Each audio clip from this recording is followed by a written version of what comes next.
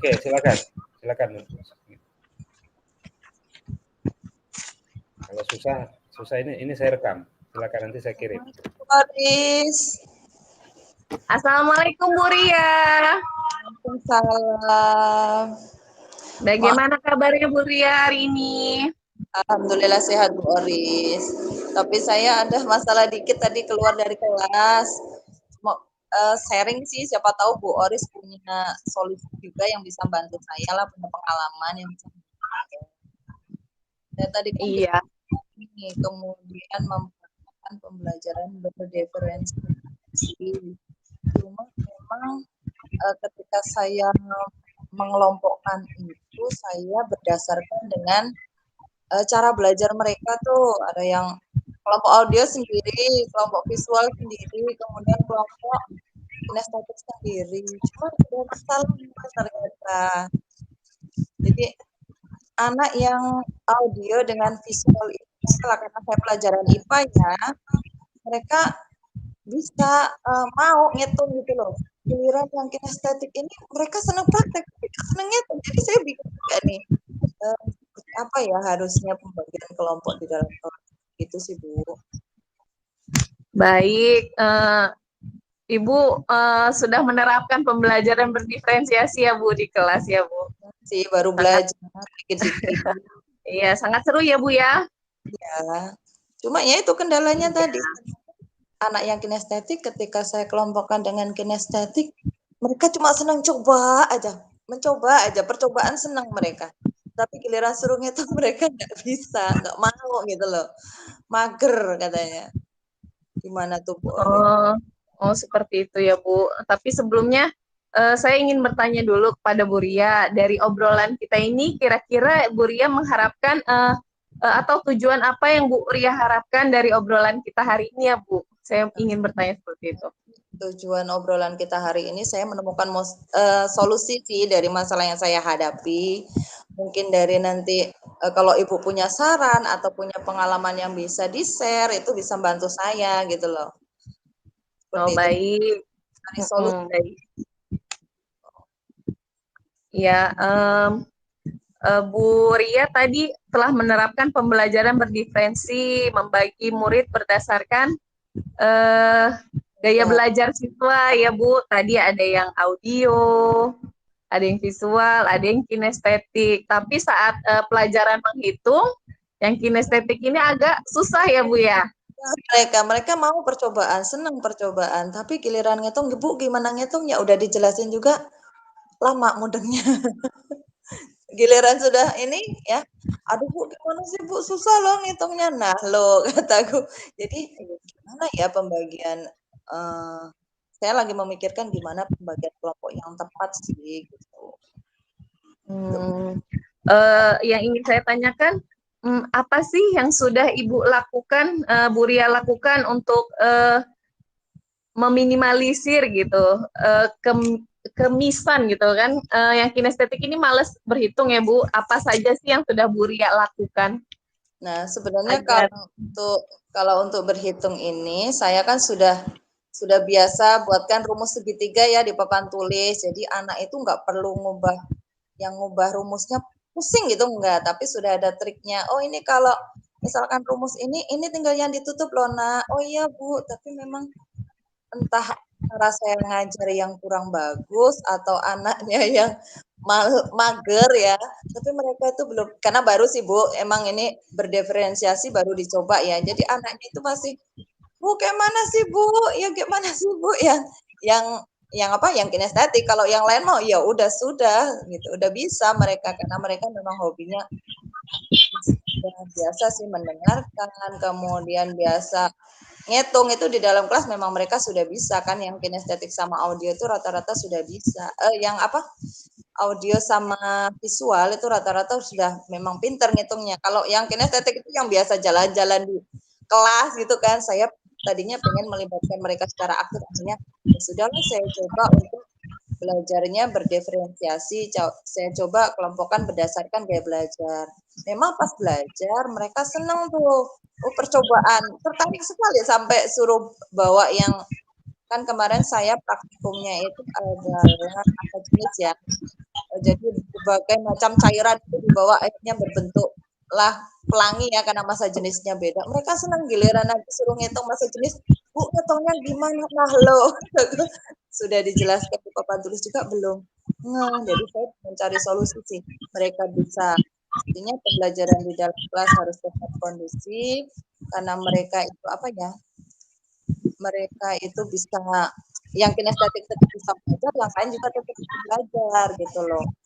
Yang kinestetik ini cuma bisa praktek doang nih, tapi ngitungnya nggak bisa. Nah gitu sih. Kira-kira Boris punya nggak sih solusi seperti apa sih? Harusnya saya gitu.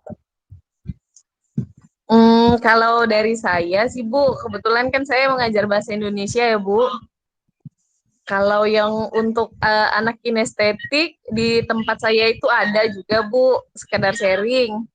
Jadi terkadang kalau yang senang bergerak kan anak kinestetik, kalau di dalam pembelajaran di kelas saya biasanya menyiapkan media-media yang membuat anak itu aktif untuk, misalnya saya minta, yuk coba misalnya Azam, tuliskan ke depan, biasanya dia seneng gitu Bu ke depan misalnya. Tapi kalau misalnya menghitung saya belum tahu juga ya Bu, karena kan memang anak-anak kan tantangannya sekarang memang berhitung ya Bu. Berhitung perkalian. Ya, kadang kelas 7 di tempat saya minta ini bagi-bagian, kadang kan kita mengoreksi ulangan secara bersama-sama itu ya Bu. Masih banyak yang bingung juga bagi-bagian. Di tempat Buria seperti itu juga tidak? Iya, sama aja sih. Nah, sama ya Bu ya. Sih Bu, pikiran sih untuk kemarin kan kalau saya sih menangkapnya, mungkin saya kurang ini pas pembelajaran berdiferensiasi itu dikelompokkan berdasarkan gaya belajar. Tapi kalau dengan yang saya praktekkan kemarin, akhirnya saya kepikiran nih Bu, gimana ya kalau yang gaya belajar ini walaupun dia gaya belajarnya beda-beda, tetap di satu kelompok. Artinya di kelompok itu kan tetap ada yang praktikum, kemudian ada yang ngitung, kemudian ada yang merangkai kata-katanya, yang biasa auditory biasanya ngerangkai kata-kata lebih pintar ya, lebih ini. Itu saya kepikiran seperti itu tuh Bu. Jadi ada kolaborasi di dalam kelompok gitu loh. Walaupun mereka gaya belajarnya beda-beda, tapi ada kerjasama gitu loh. Menurut Bu Oris bagaimana, bisa nggak sih diterapkan gitu loh?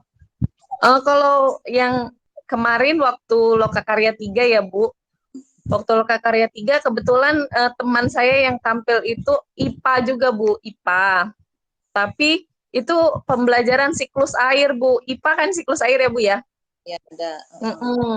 Untuk anak yang audio dan visual disajikan video pembelajaran Bu.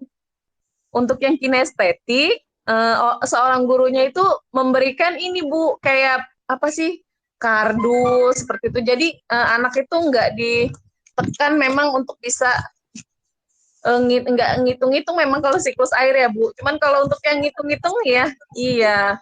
Kalau seperti itu. Jenis ini kan ada ngitungnya. Iya, ada ngitungnya ya Bu ya. Mungkin ada hal lain yang udah Ibu Buria lakukan untuk menyelesaikan masalah ini sebelumnya Bu Ria? Kalau materi pembelajaran saya sudah buat di Canva, artinya di dalam Canva itu sudah saya masukkan video untuk yang auditory ya.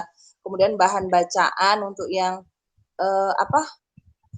yang visual, kemudian LK untuk yang kinestetik. Tapi ya itu, setelah saya terapkan ternyata seperti itu. Makanya tadi saya kepikiran, gimana ya kalau misalkan mereka tetap dikelompokkan dalam satu kelompok, artinya dalam satu kelompok itu ada kinestetik, ada audio, kemudian ada visual. Nah, dan mereka biar berkolaborasi gitu, Bu. Itu jadi tantangan ya, Bu? Ya, jadi tantangan buat Bu Ria. Bu Ria, adakah orang lain yang sudah Ibu libatkan untuk menyelesaikan permasalahan ini, Bu? Permasalahan untuk anak yang kinestetik, tapi ingin Ibu ajak tetap bisa dalam satu pembelajaran dengan anak audio dan visual. Adakah orang lain yang sudah Ibu libatkan untuk menyelesaikan? Belum ya, belum. Karena ini kan minggu-minggu ini kita kemarin sibuk banget, jadi belum ada yang bisa saya libatkan. Cuma Nanti mungkin saya coba sih libatkan dengan rekan sejawat yang sama-sama ngajar guru IPA mungkin ya. Kita saya ajak sharing, mungkin mereka karena mereka kan pengalaman mengajarnya lebih tinggi lah, mungkin ada sharing seperti itu.